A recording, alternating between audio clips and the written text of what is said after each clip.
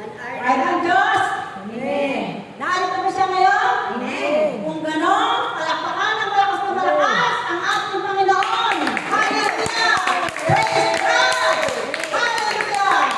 Purihin siya ang Yahweh! Purihin ang Panginoon sa Kristo! Purihin ang banal na Espiritu Santo! Purihin, purihin, purihin. God is good all the time. Set my spirit free. Yahweh Shaddai. Maraming palakpak. Maraming grasya.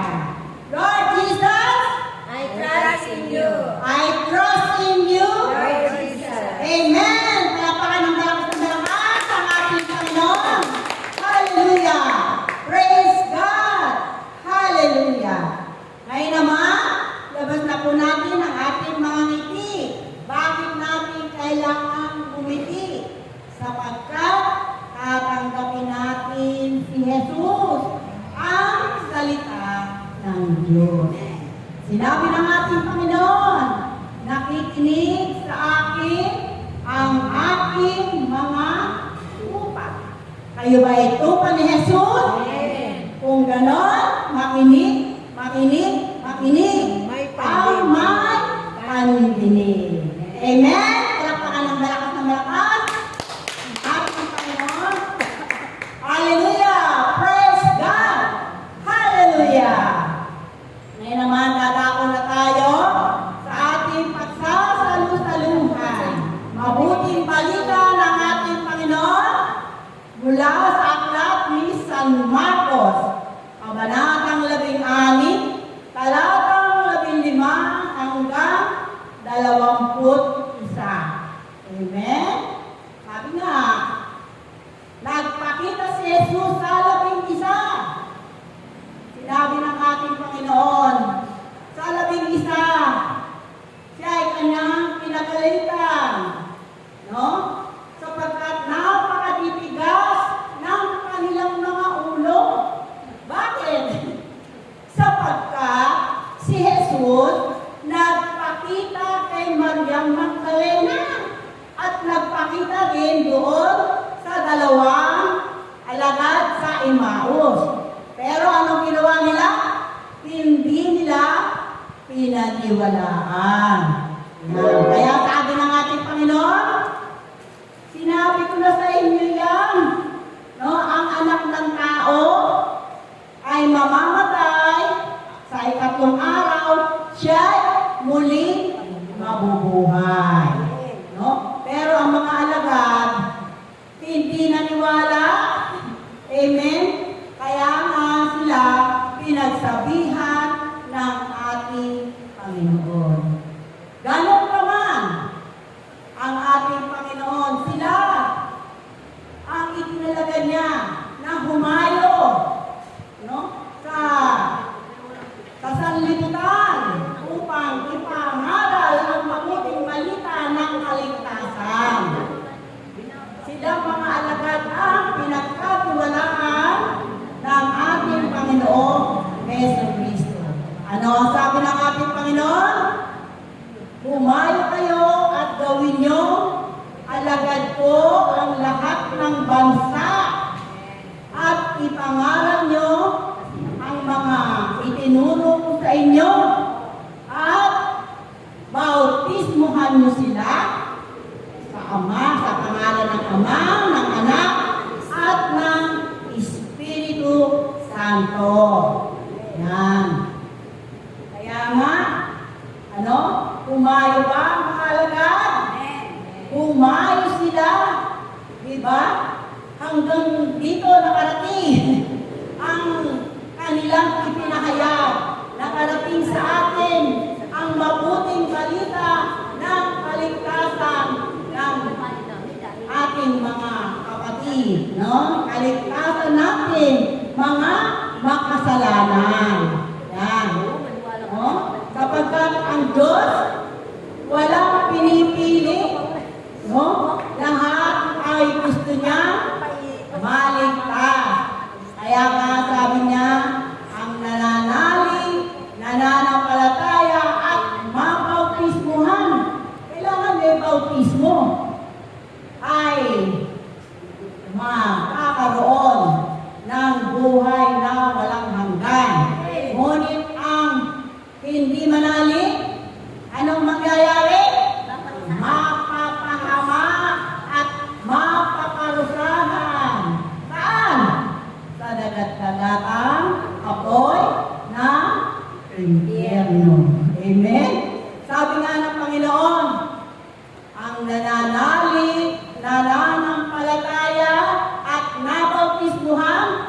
ay magkakaroon ng tanda. Ano yung tanda? Tanda ng kapangyarihan.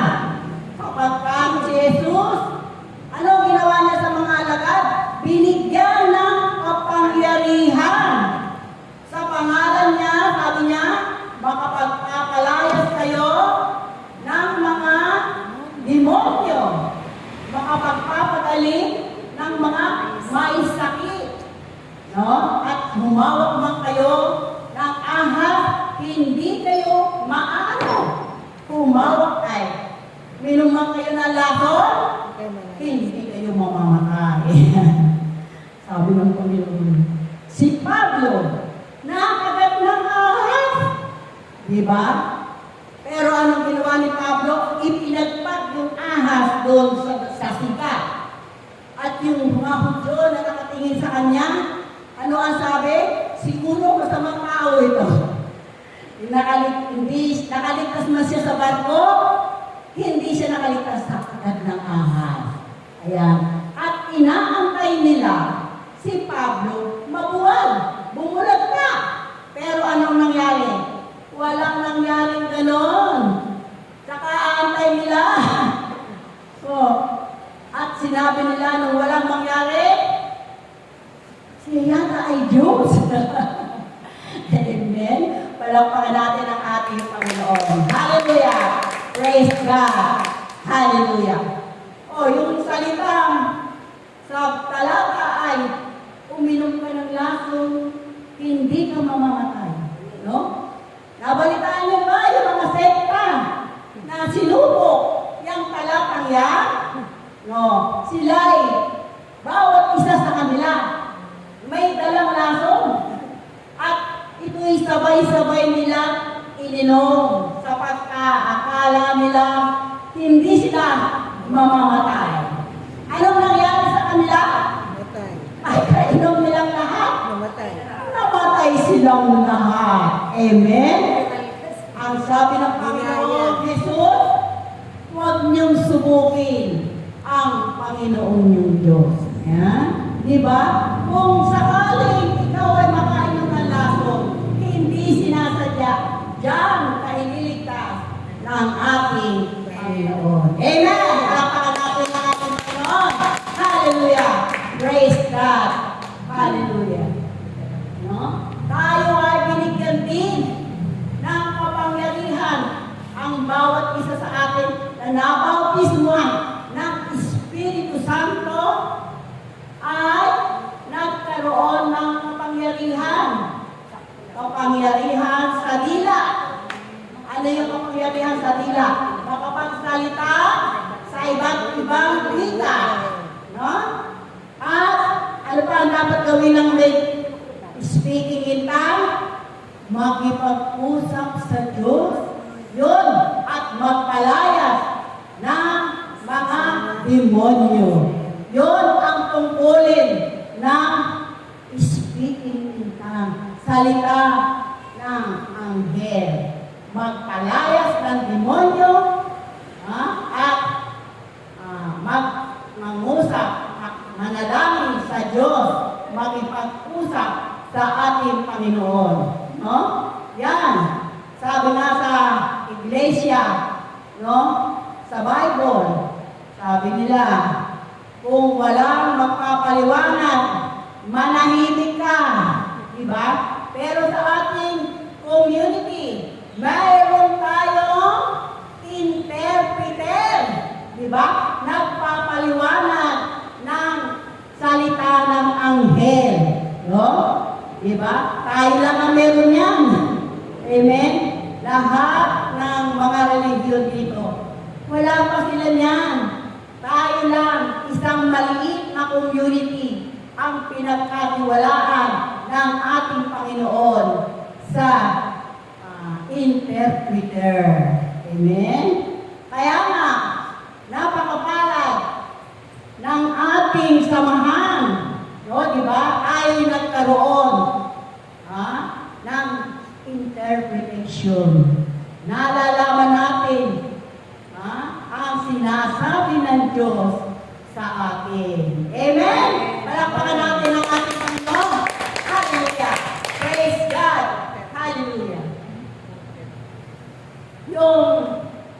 kapangyarihan.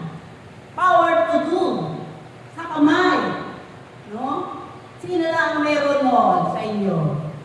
Nagkaroon na ba kayo nun? Kapangyarihan sa kamay? Yung kamay itinaas ng ating Panginoon? Hands moving. Itinaas ng Panginoon. Binigyan ka ng kapangyarihan, Diyos. Gamitin mo yan.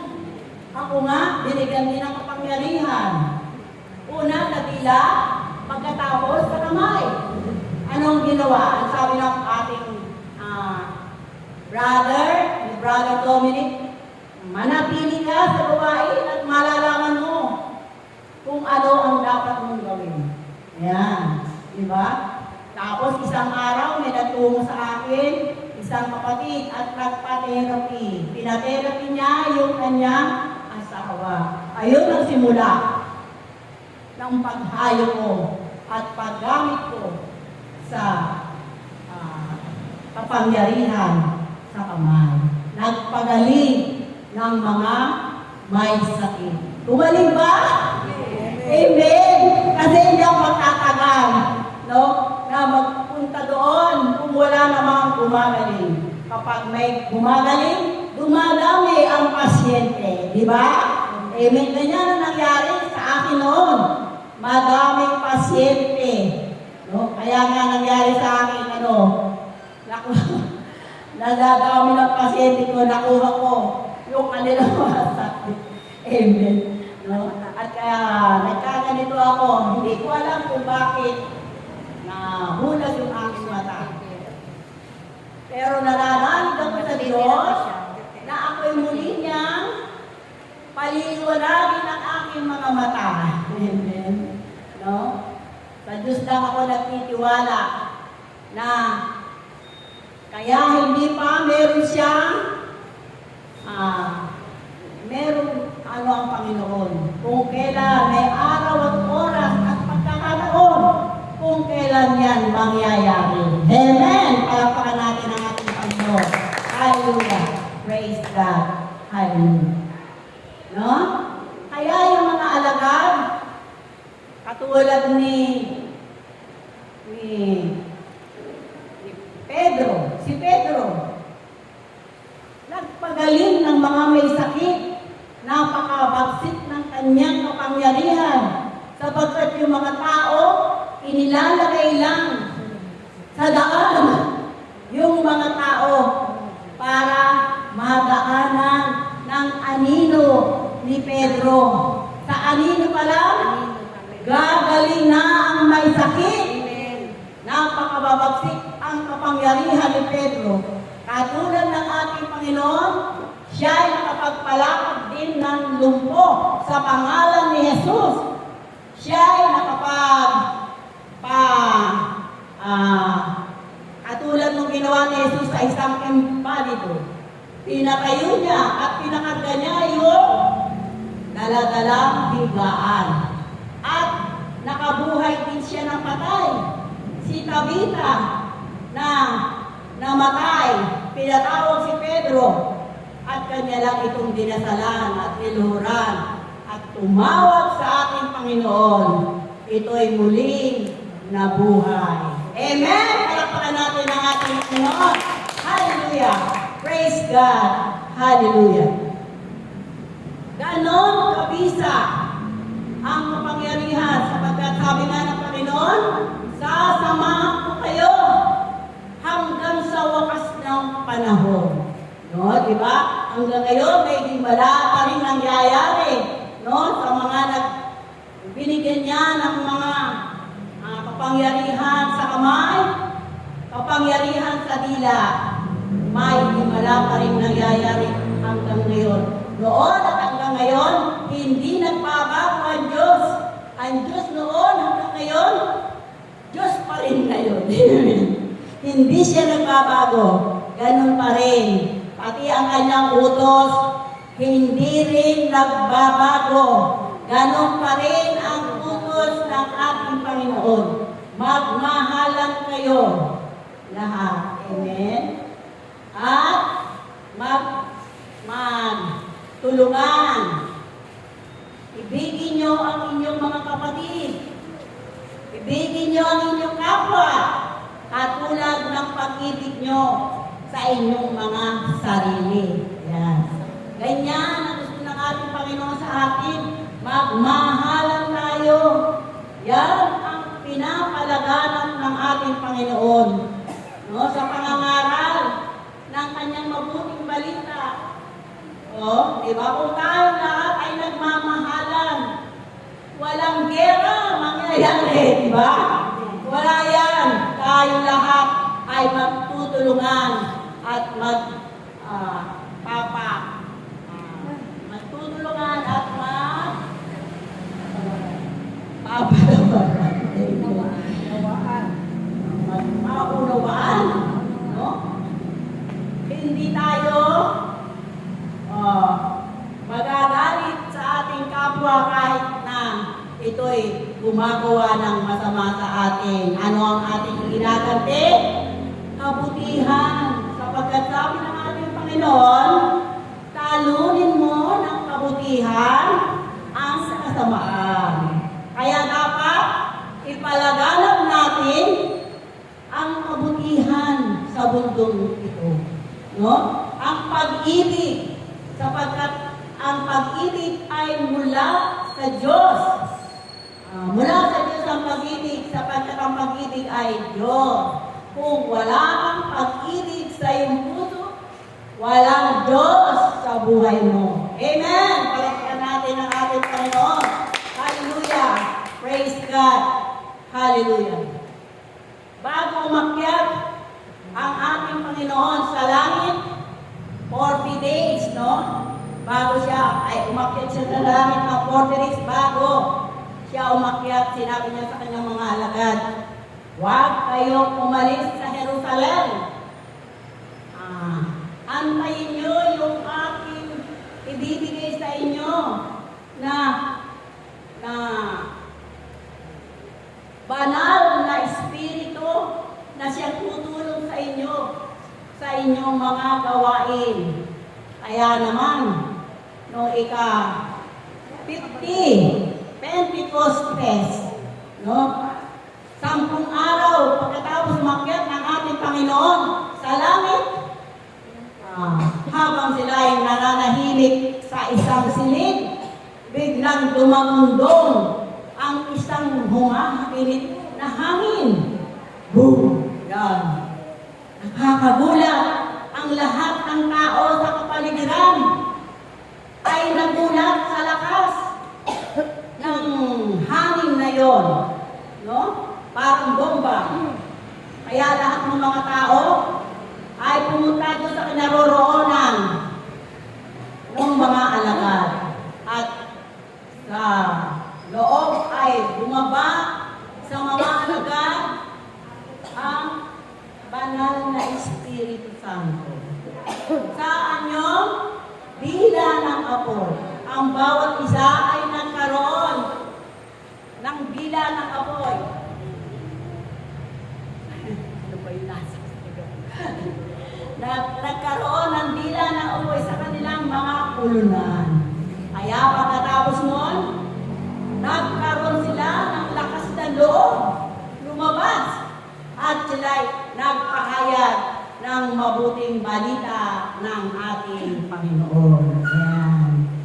Nagbibigay ng kalakasan ng ang banal na Espiritu. Sapagkat siya ang tumutulong sa mga alagad kung paano, ano pa ang sasabihin nila sa mga tao. At doon nga naghimala, no? Yung mga tao, sabi nila, hindi ba't mga Galilea yan? Bakit natin naiintindihan ang kanilang mga sinasabi? No? Hindi ba tayo iba-iba rin ang ating wika? Bakit sila natin naiintindihan? Yun ang hiwaga ng banal na Espiritu.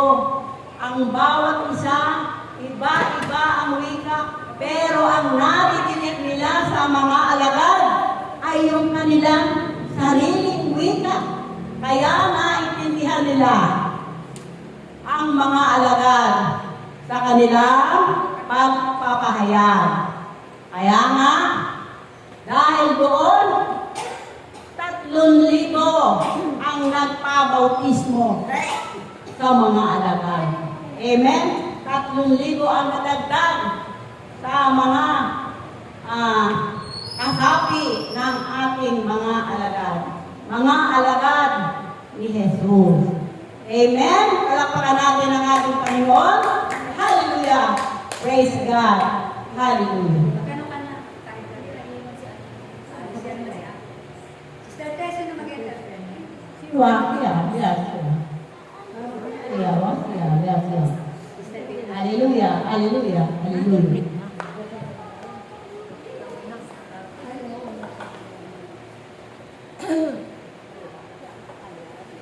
Sapagkat mapalad kayong lahat. Sapagkat ang kapangyarihan ay pinagkaloob sa bawat isa sa inyo. Kaya nawa sa inyong pagsunod sa kalooban ng Diyos. Tunay na hindi kayo mabibigyan. Patuloy niya kayong papalain. Patuloy niya kayong iingatan sa inyong mga buhay. Kaya nawa sa inyong pagsunod, patuloy kayong puno ng pag-ibig at puno ng paglilingkod sa Diyos. Yan, diba? Patuloy na puno ng pag-ibig. Patuloy na sumunod sa ating Panginoon. Yan ang hinahabili niya sa atin. No? Tayong mga nandito na at alam na kung ano ba ang mga utos ng ating Panginoon. Ha?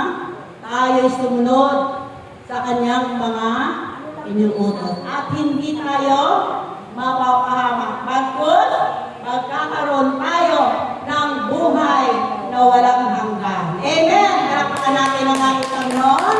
Ang maitatagubili ko lang sa inyo, manatili tayo sa Diyos upang ang Diyos ay manatili sa atin. Maglingkod tayo ng tapat hanggang wakas. Ang naglilingkod ng tapat hanggang wakas, ang siyang balik kita. Amen! Karapakan natin.